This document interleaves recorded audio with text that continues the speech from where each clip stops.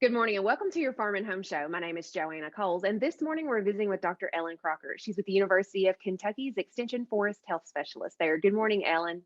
Good morning. Thanks for having me on today. Well, I'm glad you're here because today we're going to talk about an insect that it seems like we've been talking about for a little while.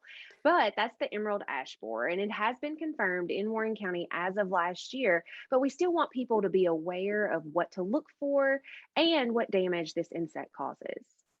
Definitely. And you may have heard about the emerald ash borer for years now. And at this point, be thinking, oh, this isn't something I have to worry about. It was detected in Kentucky in 2009. Surely it's not going to be a problem for me if it hasn't been already. And unfortunately, that invasive insect is on the move. And so it's just recently arrived to Warren County. So if you do have ash trees, now's the time to act to protect those trees from this insect. And let's talk about what the insect looks like because there's a lot of beetles and a lot of people they hear about this and they bring them in, but it's not quite the emerald ash borer because it's a little special. Definitely. Yeah, the emerald ash borer is an invasive insect, so it's native to Asia. And unlike our native insects that our trees, they've dealt with for a long time, our ash trees do not have good defenses to this new insect. And that's why they're so hurt by it and just rapidly killed. It is a shiny green metallic beetle. And honestly, if it didn't do so much damage to trees, it would be kind of pretty. It's got this jewel-like character to it. If you think beetles are pretty, which I don't judge you if you do. I do, but really, you don't see the insect that much. It has a really brief window that it's flying around most of the time, and the way that it damages the trees, it does it when it's inside the tree. So before it becomes an adult, the larvae of that insect are tunneling just under the bark in ash trees and eating up that kind of a nutrient-rich vascular system of the tree there. And that's how they hurt the tree. All of that damage, all of that tunneling basically cuts off the circulation of that tree and strangles it from the inside.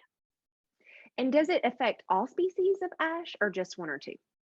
All of our native species of ash are going to be impacted. It's native to Asia. They have ash there. We have ash here, but our ash have never encountered it and they can't really defend themselves. In addition, white fringe tree can also be impacted. And white and green ash, which are our most common ash species, are the ones that are most rapidly killed by this insect. When it's tunneling in that tree, you're probably not going to see those tunnels because they're under the bark, but you might see the signs of that damage in the canopy. You might see thinning canopy, fewer branches, dead branches, fewer leaves there.